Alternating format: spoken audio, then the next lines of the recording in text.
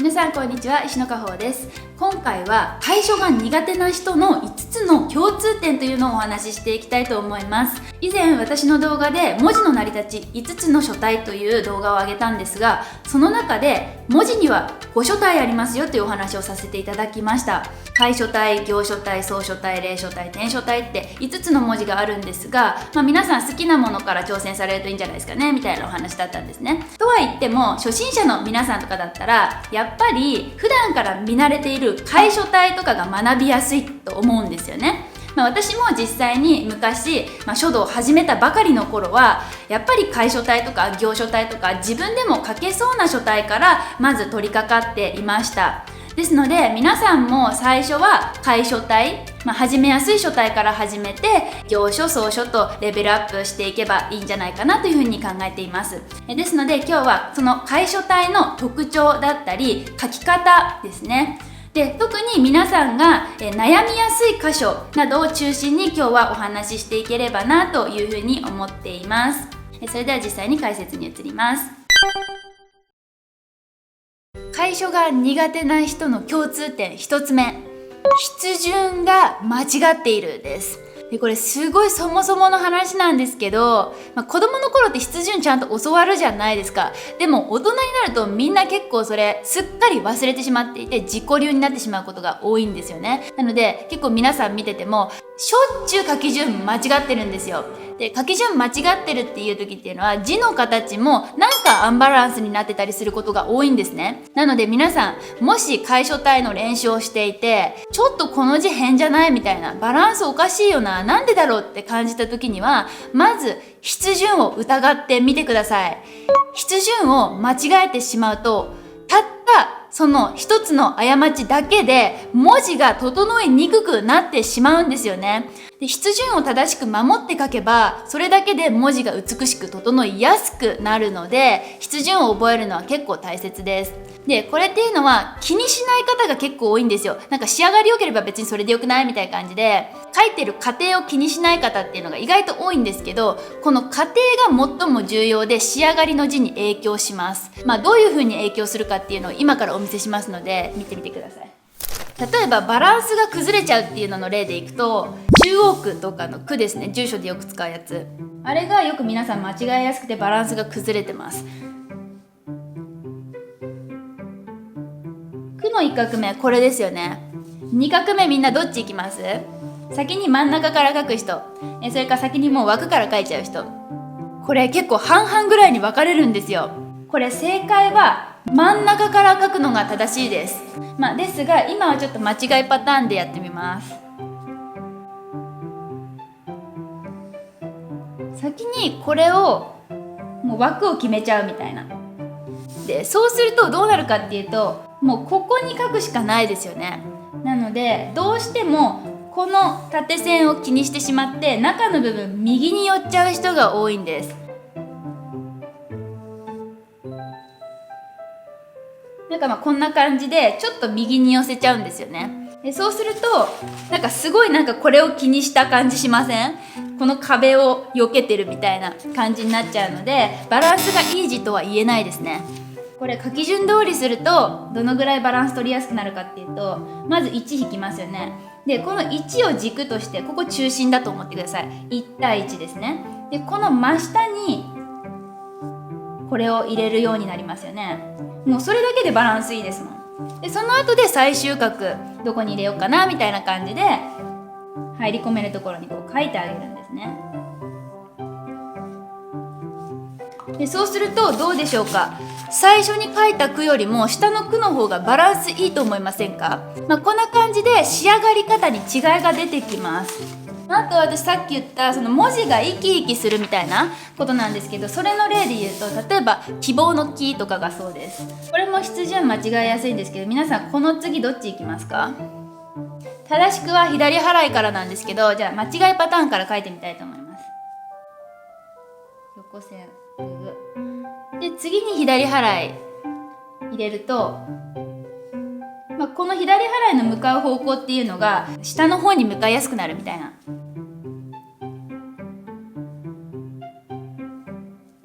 こんな感じになるんです。これでも十分綺麗じゃないって思う人いるかもしれないですけど、これは私的には60点ぐらいなんですよね。で、正しい筆順で書くとどうなるか。先に左払いからこうすると、次の起筆に向かって収筆を終えるので、この勢いを落とさずにこう払えるんですよ。向きも変わってきますよね。この筆脈がこっちに行かなくって、どこにも向かう場所がなくなってしまった時って下に向いちゃうじゃないですか。この終わり方の印象です。筆順通り書いた時っていうのは次に横角に向かうので、これがくるんと上向きになるんですよ。こんな感じ。違いわかりますか？で、私はこれを生き生きしてるっていう風に見えるんですよね。で、これだとなんか元気がない。上品でいいっちゃいいんですけど、なんか生き生き感がなくなっちゃうので、私はあんまりやっぱり筆順通り書いた方がいい字になるなっていう感じがします。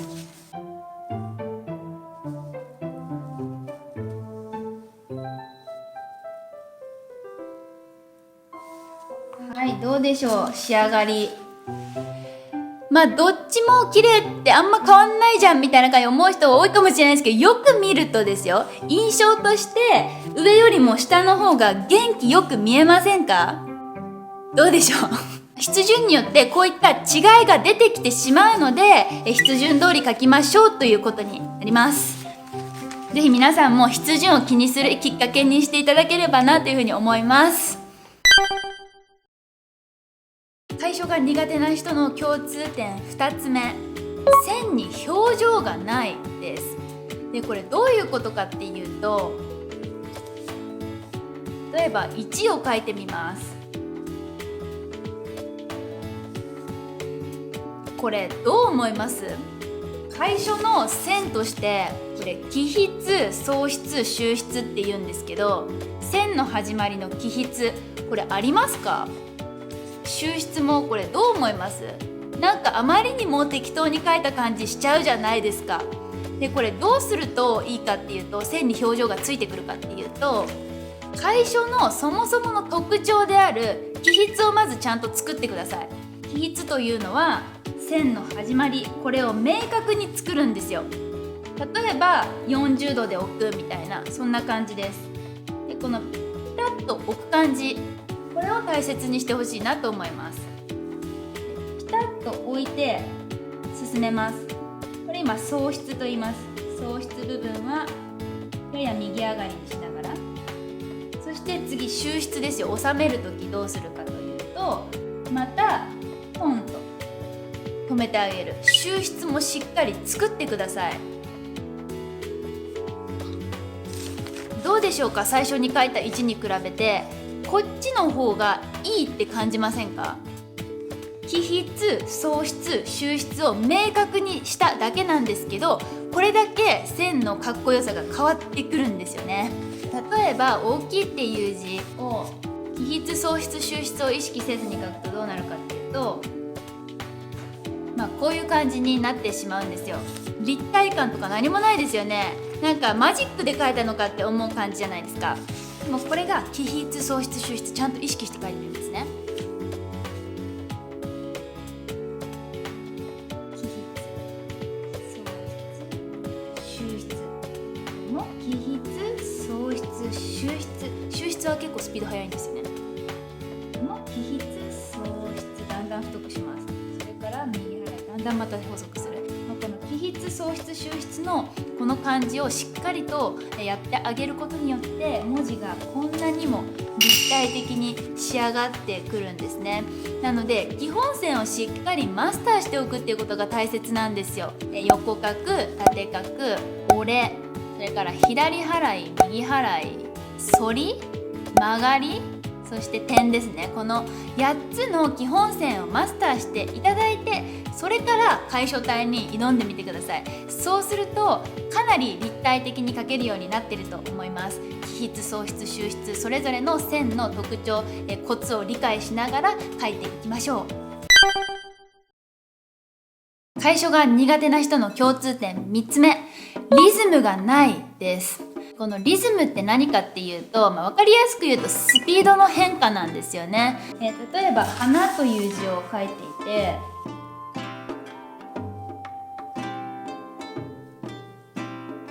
例えばこういった左払いの時とかって、自然とスピード上がりますよね。でこういう縦線とか書いてる時に比べると全然スピード速いんですよ、左払いの方が。こういうところとかも、払いなので最後ちょっと筆離れる瞬間、このタイミングでは筆がこう少しスピードが速くなるんです。でここもだんだん引き上げて曲がってこうまただんだん太くしていく、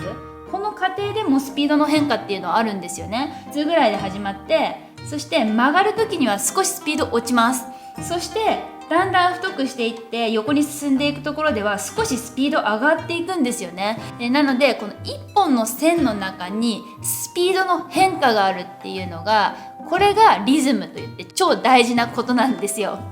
今ちょっと説明しながらだったんでちょっと分かりやすくもう一回通しでやってみますね。ちなみに草冠ってここ離して書くのと横から書くのだとちょっと書き順変わります。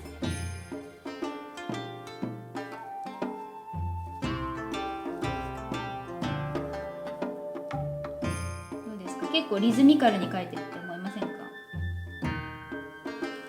このスピードの強弱があるからこそこの生き生きするんであって、なんか文字が生きてるかのような、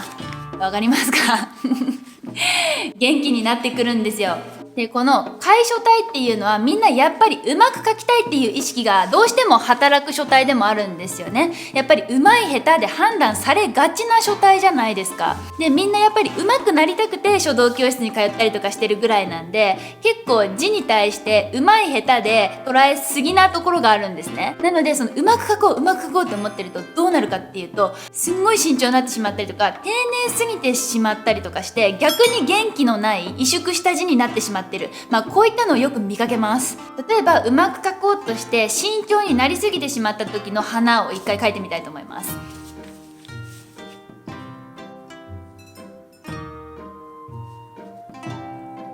やばい、ちょっとリズムなくすのむず。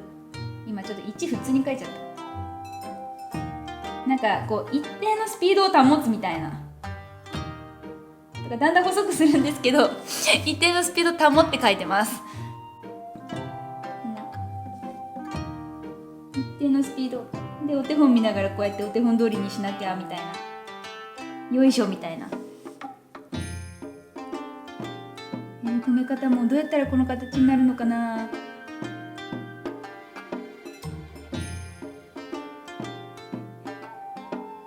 でもほぼなんかもう書いてるみたいな、止め方もほぼ書いちゃってるみたいな感じで止めてる人多いんですよね。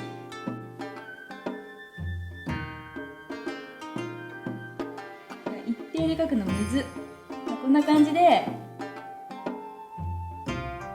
スピードが一定っていうことはどういうことかっていうと、線に太い細いがつけづらくなってしまって、しかも見てください、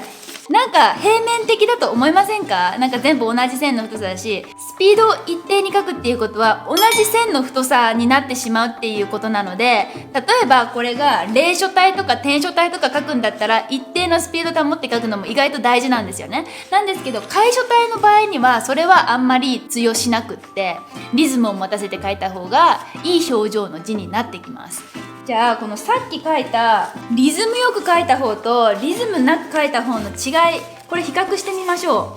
う。こうするとどうでしょうか？これリズムない方ですよ、こっちリズムある方なんですけど、同じくらいの文字の大きさで書いているのに、こっちの方がすごい伸びやかで大胆で大きく見えませんかね？そんなことないでしょうか？こっちの方がカメラ近いからな。どうですかね？こっちの方が動き大胆で伸びやかですよね。字自体も大きく見えてきたりしませんかね？こっちはそれに対してちょっと収まりすぎ、萎縮してるというか、整ってはいるけどねみたいな、そんな感じですね。これ以前の動画でもお話ししたんですけど、書っていうのは字を美しく書くだけではなくって芸術性を追求するっていうお話をしました。なので楷書もただ読みやすいだけじゃ良くないんですよ。これは芸術ですから、線に表情を持たせないといけないんですよ。これ本当に大事なポイントなんで、これから書道やっていく上で常に心がけておいてほしいんですけど、線に表情を持たせる、つまりリズムを持たせる、これ忘れないで実践していただければなというふうに思います。楷書が苦手な人の共通点4つ目。文字がでかい。で、これ本当にでかいですよ、みんな。私がこう見てる限り、だいたい9割の人はお手本よりもでかく書いてますね。で、なんでこういったことが起きてしまうのかっていうことなんですが、それは実物大の手本を見てるからですよ。実物大の手本を見て書くと、どうしても自分の字の方が大きくなってしまうものです。これは誰でもそうなりますよ。だから残り1割のうまく書けている人の方がすごいんですけど、でこれどうすればこの大きな文字にならずに済むのかということですね。ここ皆さん結構知りたいと思うので詳しめに解説していきたいんですが、これ模書っていう方法がおすすめなんですよ。模写とも言いますかね。お手本があったらそのお手本を敷き写すって感じです。お手本下に潜り込ませてもその上からなぞって書いてしまう。でそんなことしたらお手本汚れちゃうじゃんって思いますよね。でも汚れない方法もあるんですよ。それが、かなの紙を使用するっていうことですね。安い紙でいいですよ。かなの練習用の紙とかでいいんですけど、安価で手に入るのでぜひ皆さんもかなの紙買って模書用にしていただければなというふうに思います。でいつも字でかくなる人っていうのはもういつも字でかいんでもう治らない。正直ね本当に治りにくいと思います。これは相当自分で小さく書くぞって意気込んで書かない限りは小さくなりませんから、もうこれは体で覚えてほしいなっていうふうに思います。意識でどうにもならないことは体で体得するということですね。さっきの説明で使ったこの花ですね。この花っていう字を見ながらこうやって隣に置いて書くと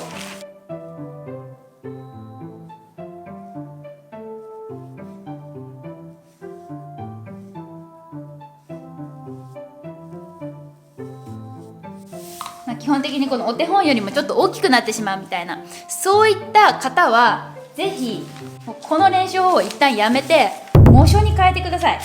こう敷き写しで、このかな用の紙ってめちゃめちゃ薄いんですよ。でしかもすごいところがにじまないようになってるので、これ漢字用の紙との決定的な違いですね。にじまないです。なのでこのツルツルの方を上にしてもらってこうやってしっかり透けて見えるんですよ、薄いので。でこれ物によっては少し下に映ってしまうものもありますから注意が必要なんですけど、ほとんどのかなの紙大丈夫だと思うんで練習用の安いの買ってみてください。そしてこの上から同じ大きさ同じ太さで真似してなぞるんですよね。